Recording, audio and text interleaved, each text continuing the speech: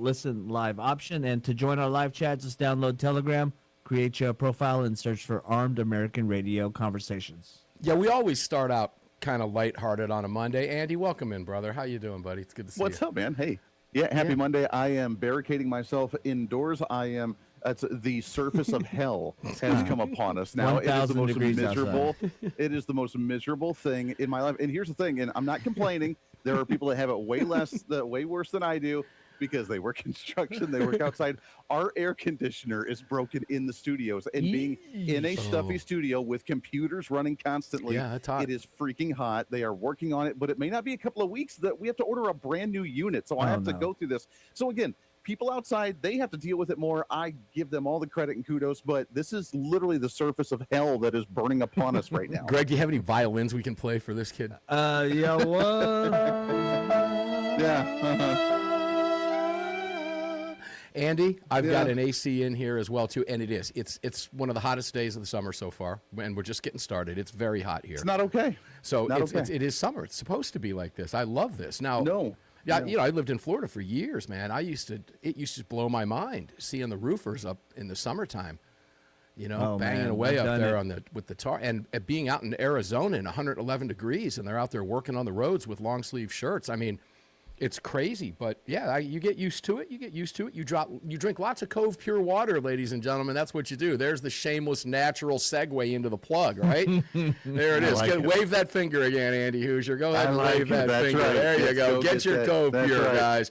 The $250 is still good for today, and it's good for tomorrow, guys. While I'm on it, don't know yet. I'm waiting to find out. So if you want to get it and be guaranteed that $250 off, get it today or tomorrow by midnight, and hopefully on Wednesday I'll have good news for you. I'm hopeful, but I can't promise that yet, so just hang in there, okay? Yeah, so Andy, we had a funny last night. We had just a powerful lineup last night. We had a 1-2-3 throat punch to the left. Cam Edwards, myself, and Jared Yanis from Guns and Gadgets. And we had put out notifications everywhere across platforms to close to 1.5 million people. And the NRA retweeted the live broadcast last night because we were rerunning John Comerford's interview, and the viewers were coming in by the hundreds per minute, and we had no audio out of this studio. And the video looked great in high definition, but we had no audio. And I spent till about 2:30 in the morning looking into this. As soon as I got off the air, it drove Greg and I crazy. We couldn't figure out what was happening.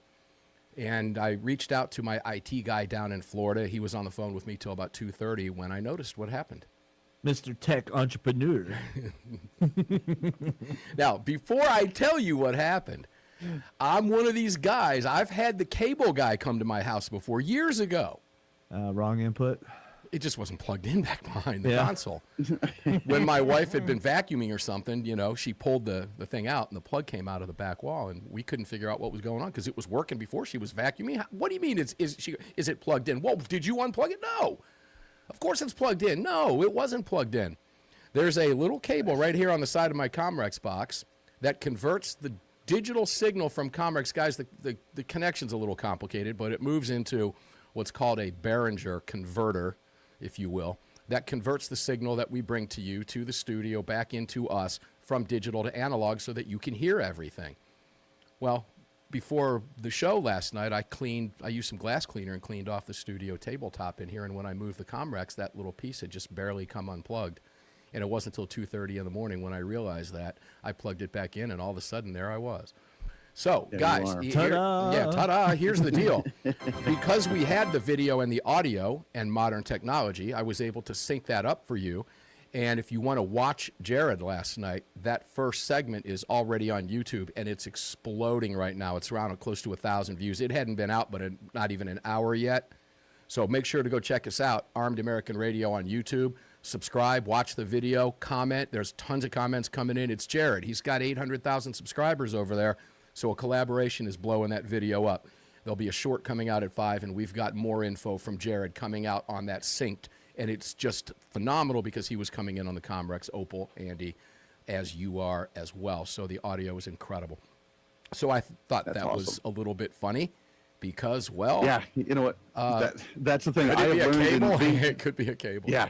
Oh, I know it. Yeah, being the operations manager for 13 radio stations across Kansas, I have learned throughout my 10 plus years of doing this that yes, check the cables. The KISS mentality, keep it simple, stupid, is definitely very viable in radio. And check all the cables, because even the slightest move of any cable and things go haywire. Yeah. And then you're spending an hour thinking that it's sound cards and the computers are failing and something's going on. And it's the most simple things 90% of the time. Plug it in.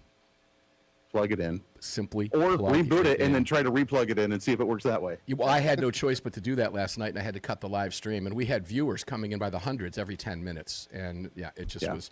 That's okay. Like I said, guys, the video is one of them's already up, and it's really super high-quality audio and video, 4K and super high-quality audio, studio audio.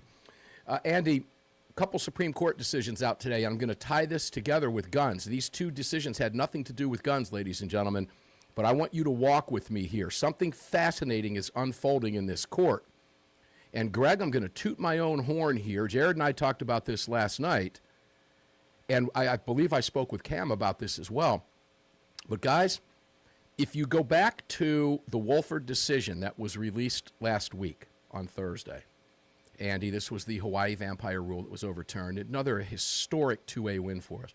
Amy Coney Barrett's concurrence in a 6-3 decision was very unusual because, you know, the opinion was 30-plus pages long. And in her concurrence to that majority of which she was part of, one of the 6, she rambled for page after page after page and said nothing different than what the majority opinion that Alito wrote was saying, as if she was repeating it verbatim. And every once in a while would pepper in, I agree, I agree, I agree, I agree, I agree with the more. She could have just said, here's my opinion. I agree with everything that the majority opinion said. I concur. But she didn't. Why? Why didn't she do that? My theory on that, I believe, is correct after looking at what happened today. And that is, she was sending a signal and a message because she knew this decision was coming out. Now, why would that matter? Why can I make a comparison? Because her and Roberts voted with the 3 liberals. And do you know what that court case was about today, Andy? I'm sure you're going to be talking about it later. Yeah, it depends on which one. Voting, there's been a lot of them that have come out. The voting, the late ballots coming in. She ruled with the liberals, as did Chief Justice Roberts. Now, why do I make the comparison here? Simple. She knew that the Wolford gun decision was coming out first, and she used that as a platform to signal her support for Second Amendment issues because she knew she was going to be attacked for siding with the liberals when it came to shutting down the voting nonsense that, well, I say shutting down the voting nonsense, that she was a part of with the liberals. She knew she was going to be attacked for that, Andy. There's no question. So she was clearly signaling her support for Second Amendment issues to firm up that conservative base who is now incredibly concerned because, well, Amy Coney Barrett thinks it's okay that ballots that come in a month after an election can be counted, Andy. Yeah. And when you side with Kagan Sotomayor and Ketanji Brown Jackson, you absolutely should be, what's the word I want to look here? I have to be careful. Criticized. Let's use the word criticized. And she is being criticized roundly, as is Roberts. And that begs even a bigger question with Roberts on why there hasn't been an assault weapons ban case taken yet, guys. And if you apply my logic to Amy Coney Barrett and notice that Roberts also sided with the liberals, I'll tell you why it's important when we come back. We'll take a deep dive with Andy about that and anything else we want to because it's a Monday. Maybe we'll even talk about UFOs just because we can. We'll be right back.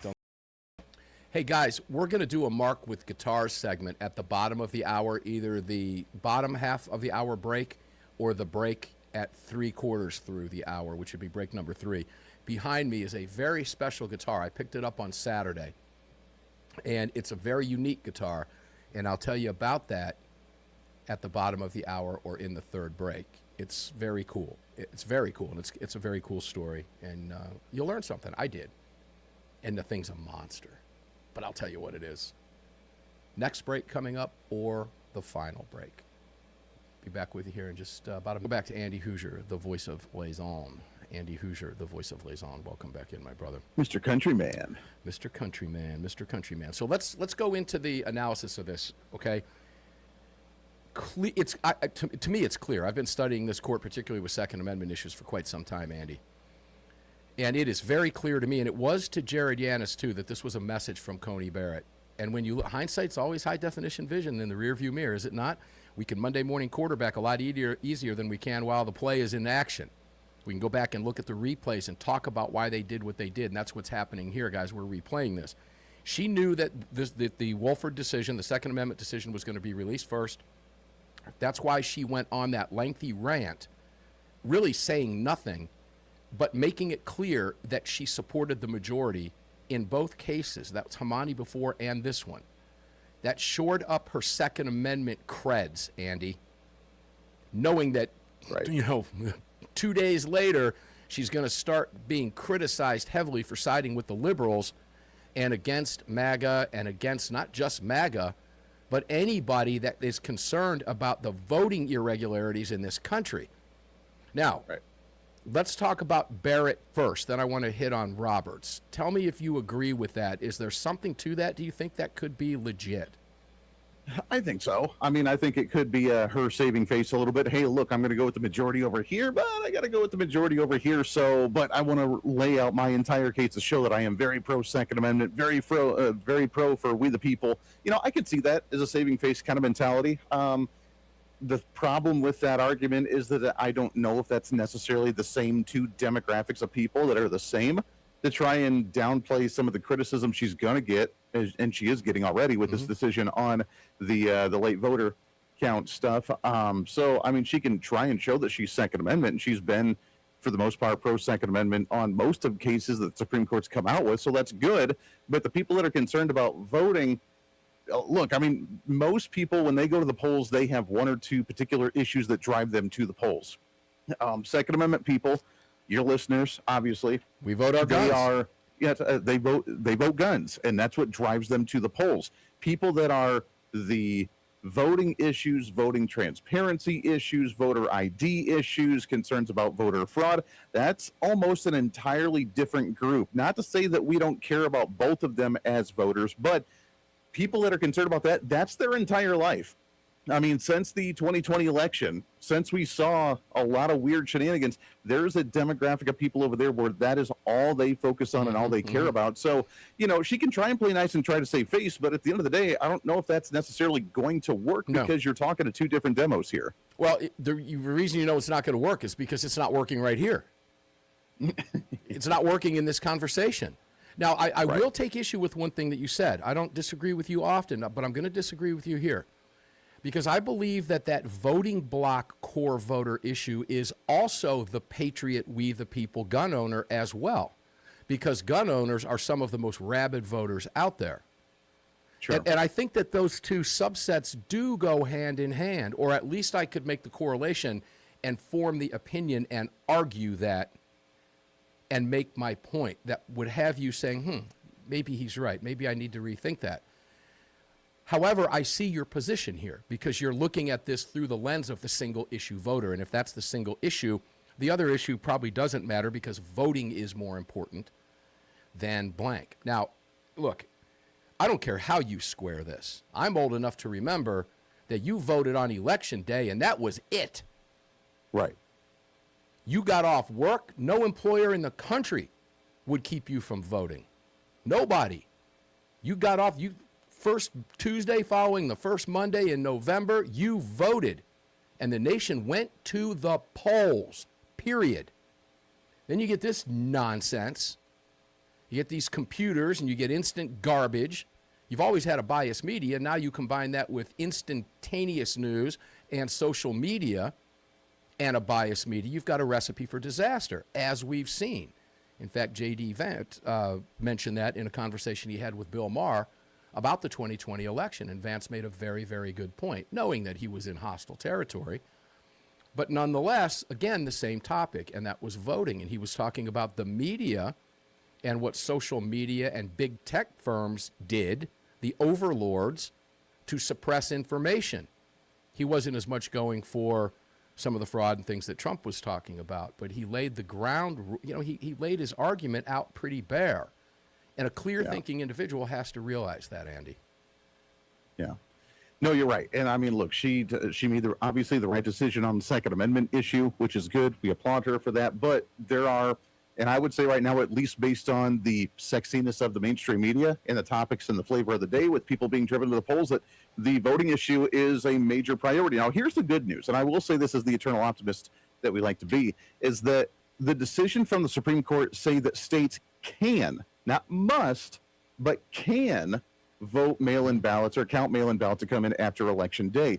Other states, that means that the states get to make their own prerogative here. Here in Kansas, we passed a law in our legislative session this year saying that Election Day is Election Day. If you get your mail-in ballot into the office after Election Day, it is not being counted. We passed that law at a statewide level, and we're sticking to that one. So we're allowed to keep doing that. So the Supreme Court said you can count them afterwards, but it reiterates as well. And I almost wonder, here's the tinfoil hat theory on it today. I almost wonder, the decision coming out, even though they're doing a whole slew of decisions coming out today, if this doesn't light the fire, knowing it's going to light the fire for the push for the SAVE Act, which President Trump has already tried to post. You're brilliant. That's where we're going next. Interesting you mentioned the state aspect first. Let's take us to the break with that one. Critical. Because when you compare what the liberals are trying to do to steal Congress through their gerrymandering, it started in California, none other than Gavin Newsom. The Democrats attempted it hardcore on steroids in Virginia, and they got shot down by the state Supreme Court, thank God. And then you had responses, New York doing the same thing. Then you had responses from red state governors. Guys, you see the dividing line here. It's no longer the Mason-Dixon line north-south. It's red state, blue state. Okay? A second civil war is going to have blue outfits and red outfits. We'll have uniforms, they'll have outfits. Do the math there. Okay? Beta male wear outfit. All right?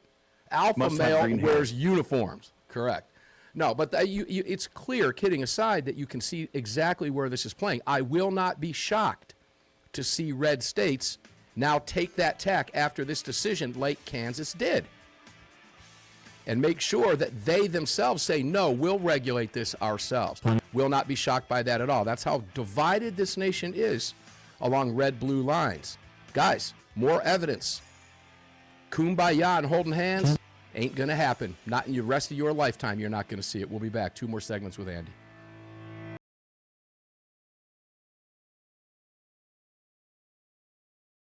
Guys, welcome back in with me. So I've got a special guitar here sitting behind me that I was ripping.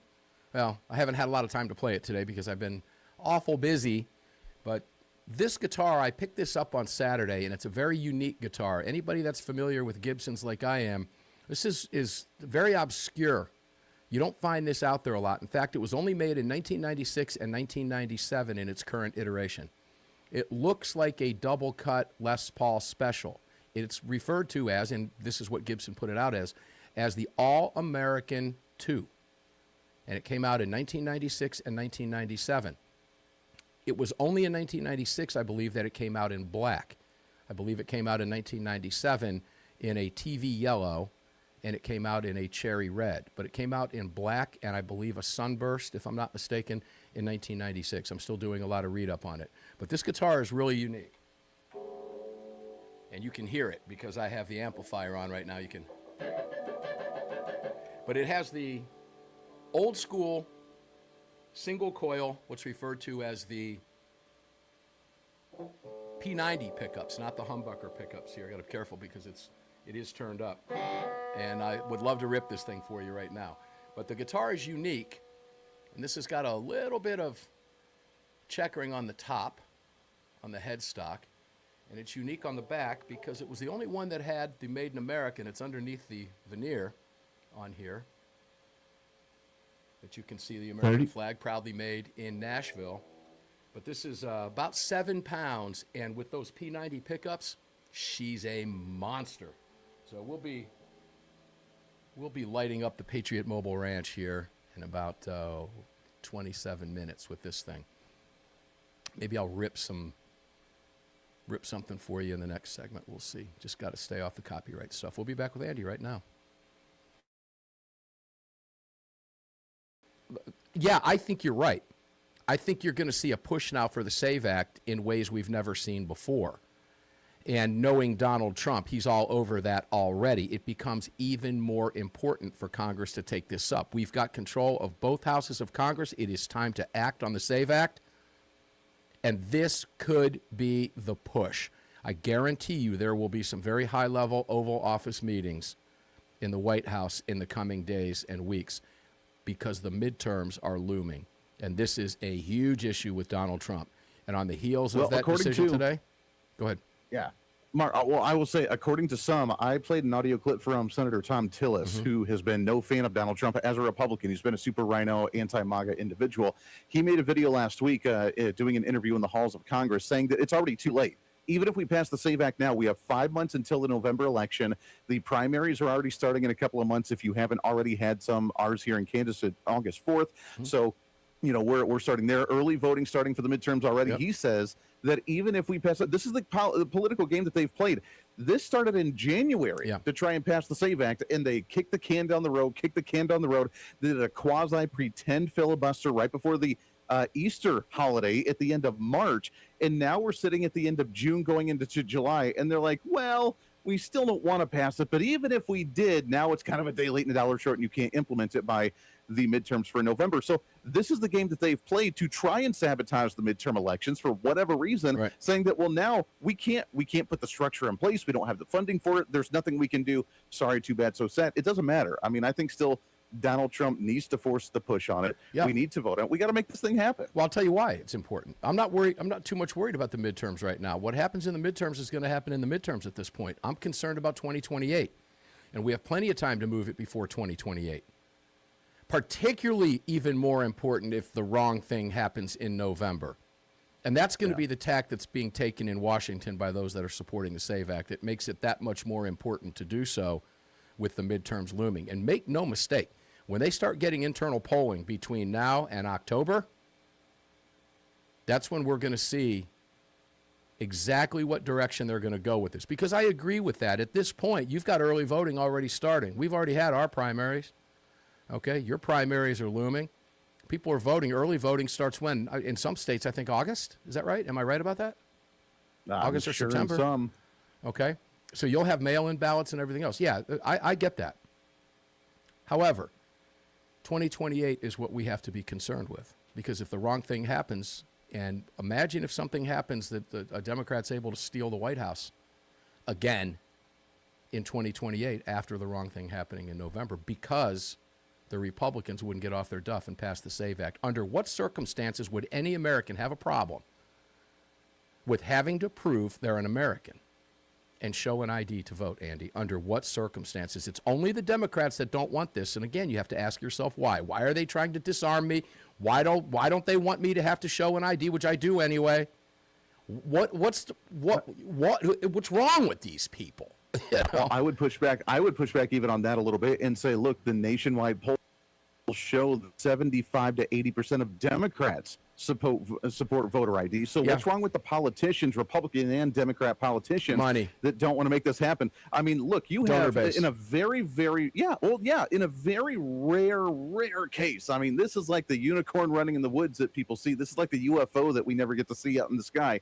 I mean, this is a rare case when you have the majority of both sides of the political aisle that actually support an issue in a bipartisan way. Why would we not have a slam dunk here before election season to go and pass this type of thing? That makes zero sense to me. You got 80 to 90% of Republicans, 70 to 80% of Democrats, and close to 80% of independents and unaffiliated that all support voter ID. This is a slam dunk. Why would you not try and actually make that happen? Especially, by the way, for Republicans going into an election season when you can go to your constituents during the campaign trail and say, look at what we were able to do. We got it passed. Yeah. You wanted it. We made it happen. And they can't do that for some reason. They need to tie this to guns. It's very, very important. And if they won't do it, we'll do it here.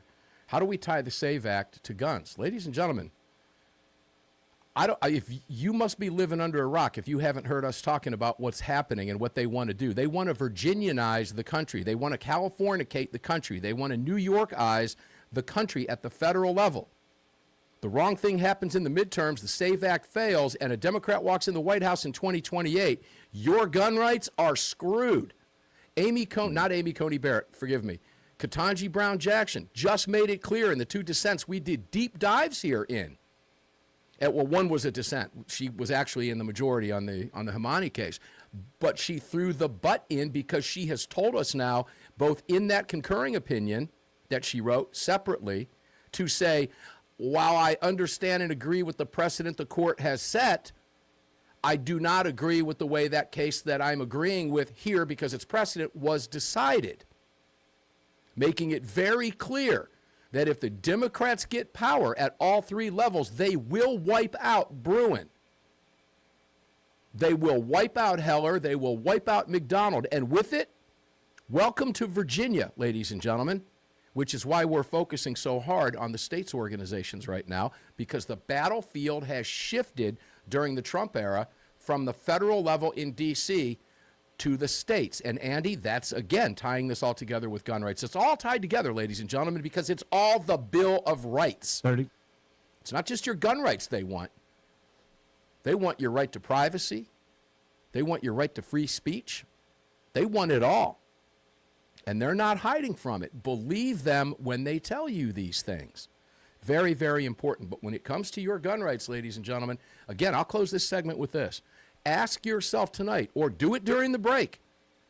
If you're driving, turn the volume down during the breaks and think this through.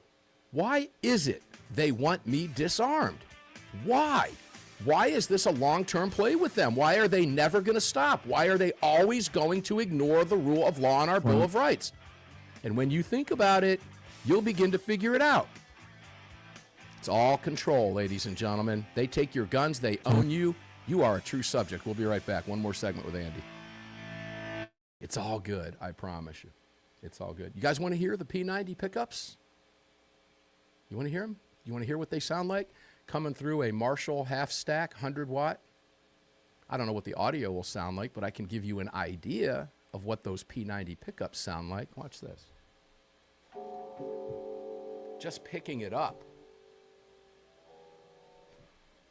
It's incredible, just incredible.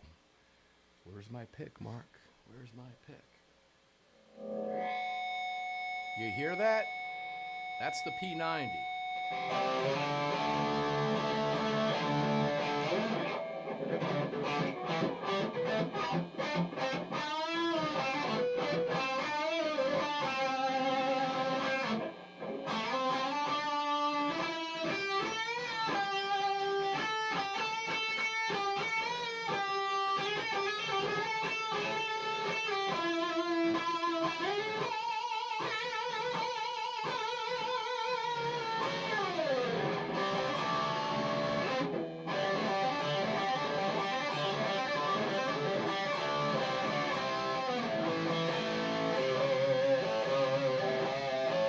Oh, she'll squeal.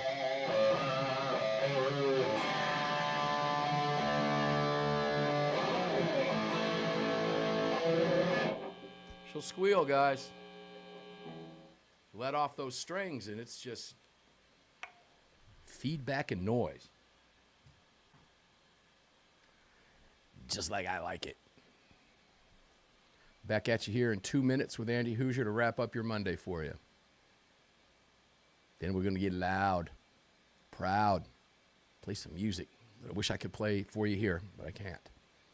Those are the YouTube overlords. The internet overlords won't let us do that, but that's okay.